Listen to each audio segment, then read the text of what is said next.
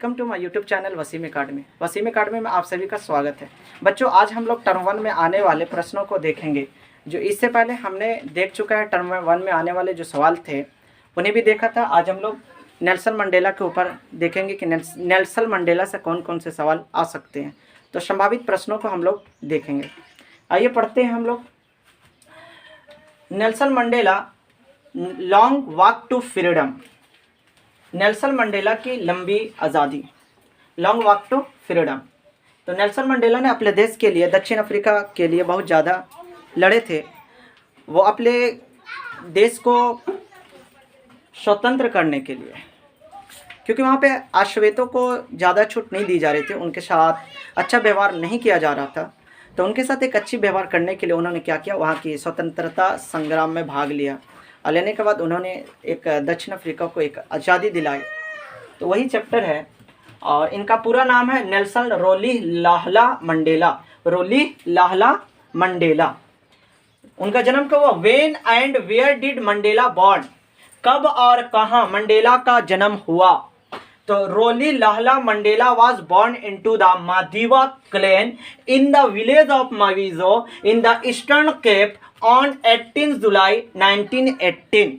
कहने का तात्पर्य यह है कि जो मंडेला का जन्म हुआ था वो मादिवा क्लेन का मतलब होता है कि ये मादिवा कबीले में हुआ था। और किस गांव में हुआ था? माविजो गांव में हुआ था। कब हुआ था? 18 जुलाई 1918 में, 18 जुलाई 1918 में हुआ था।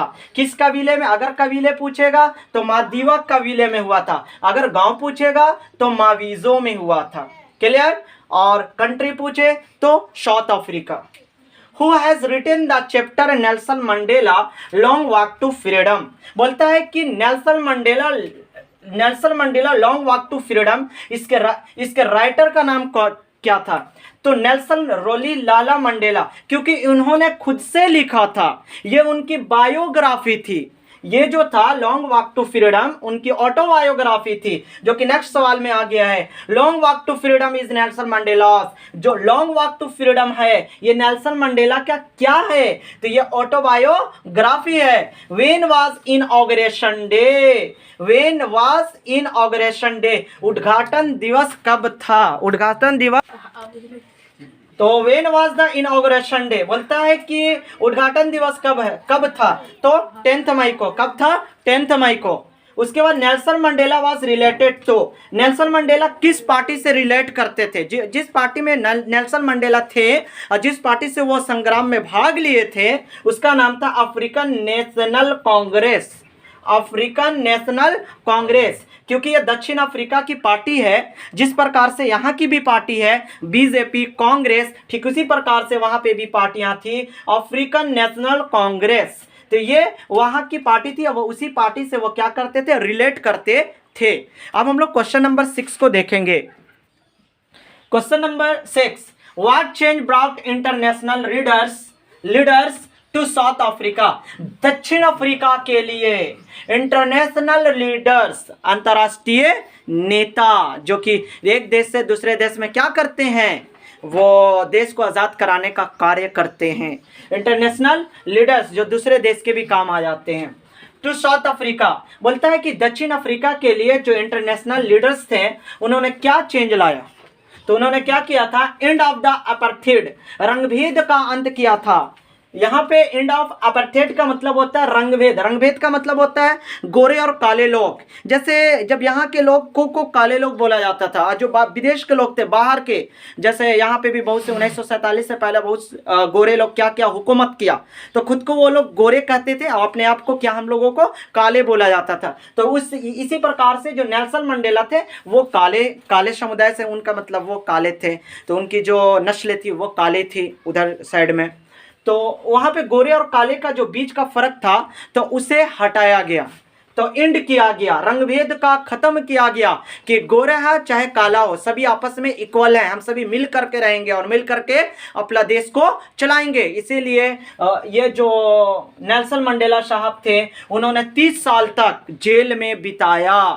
केवल इससे आज़ाद अपने अपने देश में लोकतांत्रिक सरकार लाने के लिए, रंगभेद की नीति को समाप्त करने के लिए उन्होंने खुद को जेल में 30 साल तक रखा। तो यहाँ पे बोलता है how does Nelson Mandela define the meaning of courage. Courage का मतलब होता है साहस, साहस यानी कि विजय। उन्होंने मीनिंग क्या बताया, साहस का जो करेज का मीनिंग है उसका मतलब क्या बताते हैं, तो वो बताते हैं ट्रफ ओवर फियर, डर पर विजय है। मतलब अगर आप किसी चीज में विजय चाहते हैं, जीतना चाहते हैं, तो आपको डरना नहीं पड़ेगा, आपको मुकाबला करना पड़ेगा। डर करके आप कुछ हासिल नहीं कर सकते हैं, लेकिन आपको विजय पाने के लिए सही रास्ता चुनना पड़ेगा, सही तरीके से। नेक्स्ट पॉइंट है, बोलता Mandela had to spend in prison for, बोलता कि जो मंडेला साहब थे वो जेल में कितने साल बिताए थे, प्रिजन फॉर, तो वो 30 यानी कि 30 साल, कितना 30 साल उन्होंने बिताया था। फाइनली अंततः democratic election where held in south Africa in, बोलता है कि अंत में फाइनली देश में क्या आजादी के चरम पे पहुंच गया। वो जब आजादी पहुंचा तो इलेक्शन होते हैं, जब देश आजाद होते हैं तो सभी लोगों का अधिकार, सभी लोगों का मत से एक राष्ट्रपति भी चुना जाता है, प्रधानमंत्री चुना जाता है। तो वहां पे बोलता है कि फाइनली अंततः democratic election where held in south Africa in, बोलता है कि साउथ अफ्रीका में सबसे मतलब पहली बार इलेक्शन कब कराया गया था, लोकतांत्रिक इलेक्शन कब कराया गया था, 1994 में, 1994 में। In which year South Africa first democratic non racial government, गैर नस्लीय सरकार का एंड हुआ किस साल, in which year South Africa first democratic non racial government was installed किया गया, गैर नस्लीय। उससे पहले नस्ल के आधार पर चलते थे, गोरे और काले के बीच में चलते थे, लेकिन इन गोरे और काले को हटा करके गैर नस्लीय सरकार को इंस्टॉल किया जाता है। जिस प्रकार प्ले स्टोर से हम लोग कोई भी ऐप्स को इंस्टॉल करते हैं, ठीक उसी प्रकार से साउथ अफ्रीका में भी एक सरकार आई, नॉन रेसिकल गवर्नमेंट, जो गैर नस्लीय सरकार आई। वो कब आई, 1994 में। अगला सवाल है 11, what is a country great wealth, बोलता है कि किसी भी देश का, what is a country great wealth, किसी भी देश का सबसे महान संपत्ति क्या है। तो किसी भी देश का अगर सबसे महान संपत्ति है तो वो इट्स पीपल, वहां के लोग, वहां के रहने वाले लोग ही वहां के सबसे बड़े संपत्ति होते हैं। अब हम लोग क्वेश्चन नंबर 12 की तरफ देखेंगे। Who became the first black president of a new nation south Africa. Question number 12 पे ध्यान से देखेंगे कि who became, कौन बना पहला ब्लैक अश्वेत प्रेसिडेंट, कहाँ का, a new nation south Africa, एक जो नया देश बना, लोकतांत्रिक देश जो साउथ अफ्रीका, दक्षिण अफ्रीका बना, उसका ब्लैक प्रेसिडेंट। यहाँ पे ब्लैक प्रेसिडेंट का मतलब होगा अश्वेत, वहां पे श्वेत बनते थे लेकिन बाद में क्या बना, अश्वेत बना 1994 से ना। तो इसका जो आंसर होगा वो नेल्सन मंडेला। नेक्स्ट पॉइंट है, नेक्स्ट सवाल है कि Mandela became the first black president of south Africa after white rule for, बोलता है कि मंडेला जो पहले अश्वेत राष्ट्रपति बने वो कितने सदी के बाद बने, तो 3 सेंचुरीज, 3 शताब्दी के बाद। क्योंकि 3 जो शताब्दी से तक किसने रूल किया, तो वो किया था व्हाइट रूल्स, मतलब जो गोरे लोग थे वो। आउट ऑफ 40 यानी 400 सीटों में, आउट ऑफ 40 400 सीटों में मंडेलास ANC पार्टी, जो मंडेला की जो पार्टी थी, ठीक है, तो जो मंडेला की पार्टी थी उसने won how many seats in the first democratic election, पहला जो लोकतांत्रिक इलेक्शन हुआ वो 400 सीटों पर हुआ। उन 400 सीटों में मंडेला की जो पार्टी थी वो कितने सीट से जीती, 252 सीट से।